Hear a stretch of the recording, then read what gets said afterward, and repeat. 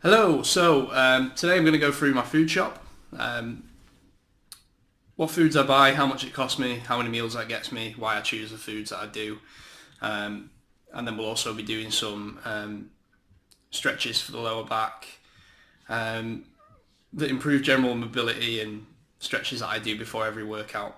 These were the stretches given to me by my physio when I was diagnosed with sciatica, and a few people have asked me if I can share some of those stretches, so I'll be demonstrating a few of them later in the video. So first, let's get to the food shop.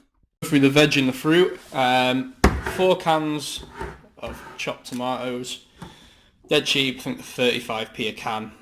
Good to just mix in with your meat, just to keep it from being dry. Big pack of finger chilies, rocket chilies, they last for ages. And literally you only need about 2 per sort of 4 meals. I tend to cook meals in a big pan,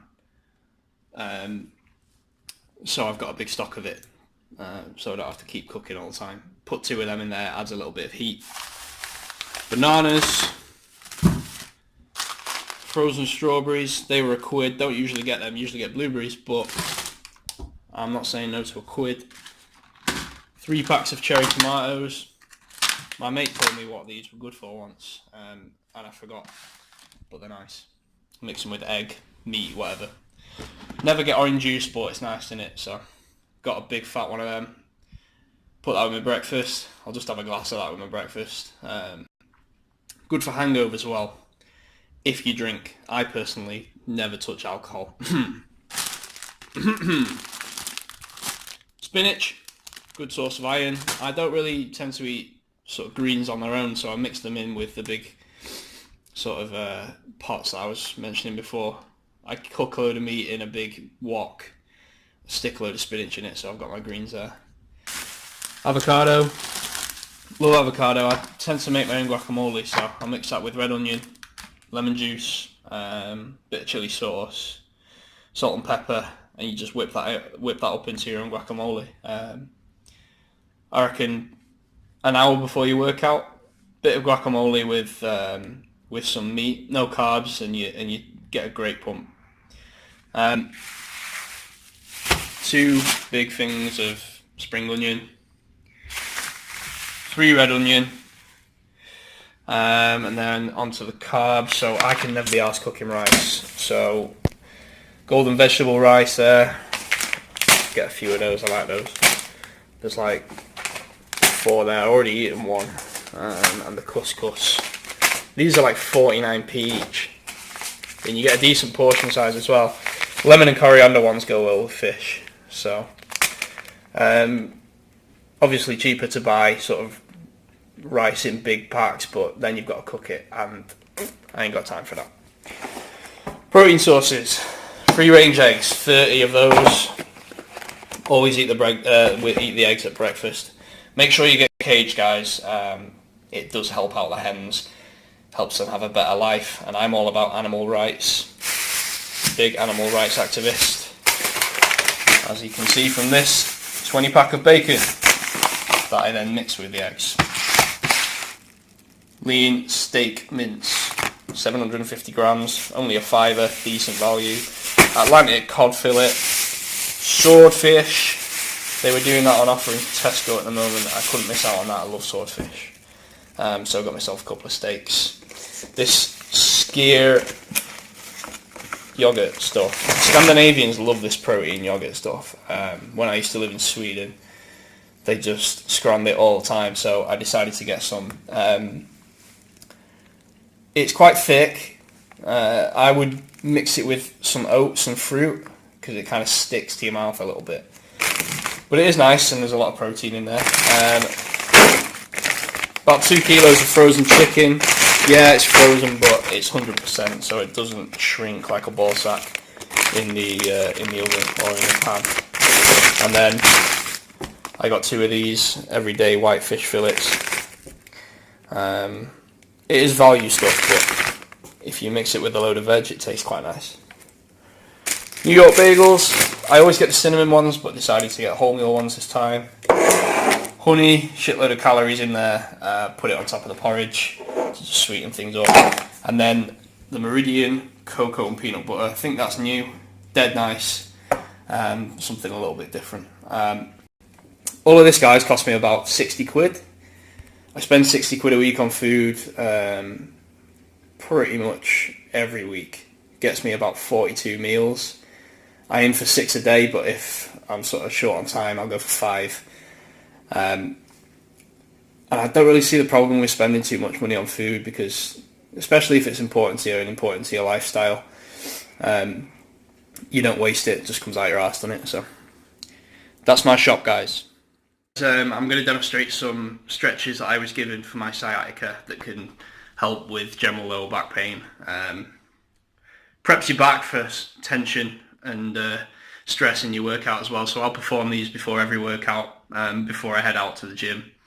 I will perform some more specific stretches and mobility exercises, and also foam rolling before doing certain sessions. So say I'm doing some chest, I'll do some chest specific stretches, but we'll do these back stretches before every workout. Still use it to help with my sciatica, which is a lot better now. It can really demotivate at the start because you can't do anything, you can't train properly, you can't bend over. When you're lying down in bed, there's a lot of pain because you're actually pressing against the sciatic nerve.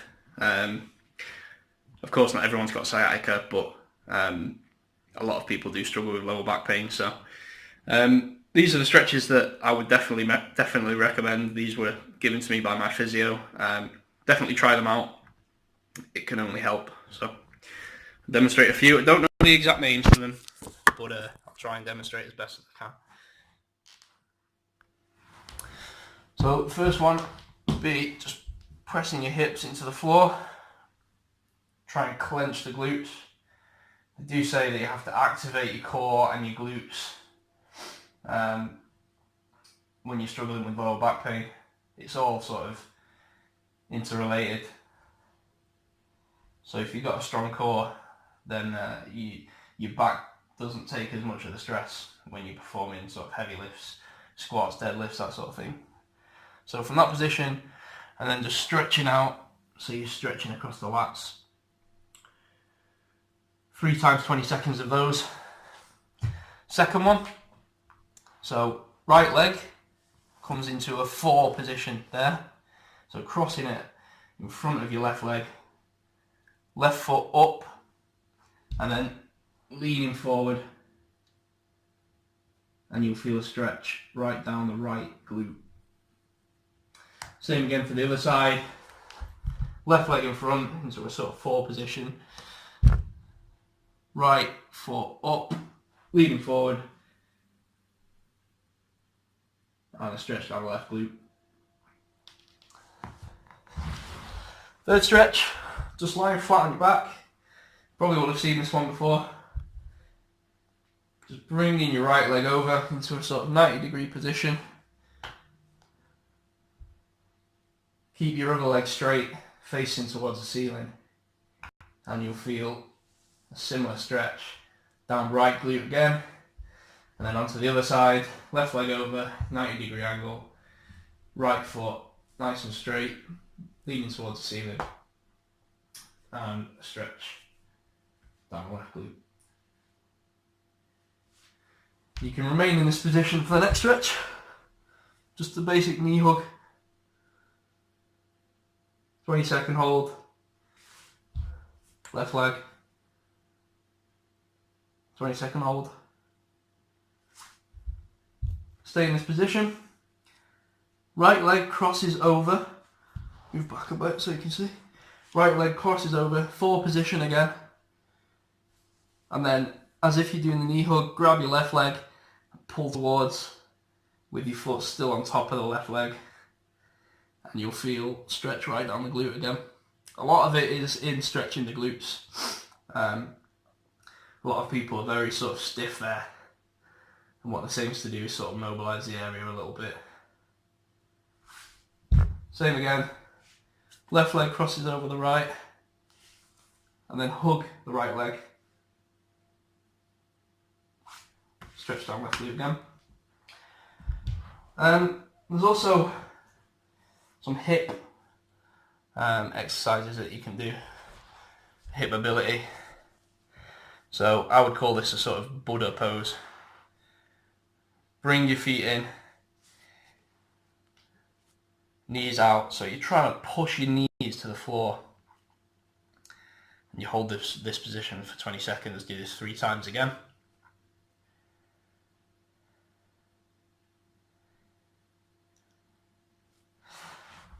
And then another hip exercise.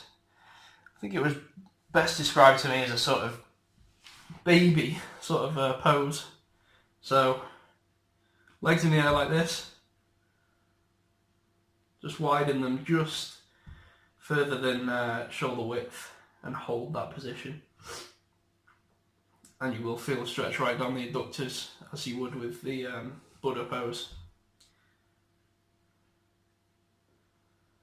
Final one for me, one that really activates the glutes, that I felt worked well for me, is just the bridge. So you just raise your hips towards the air and tensing the glutes again. And those are the stretches that I'd recommend. I've been doing them now for about 2 months and I can train as normal. I do tend to stay away from the squats and the deadlifts, anything that puts a lot of pressure down the lower back. But there was a time where I couldn't even think about it. I couldn't even pick up a weight from the floor. So these stretches have really, really helped. It does take a little bit of time and it is quite taxing. It does leave you a little bit breathless because you really have to stretch it out. You can't half-ass it. But in the long run it really, really helps. That plus foam rolling should really help. So try it out.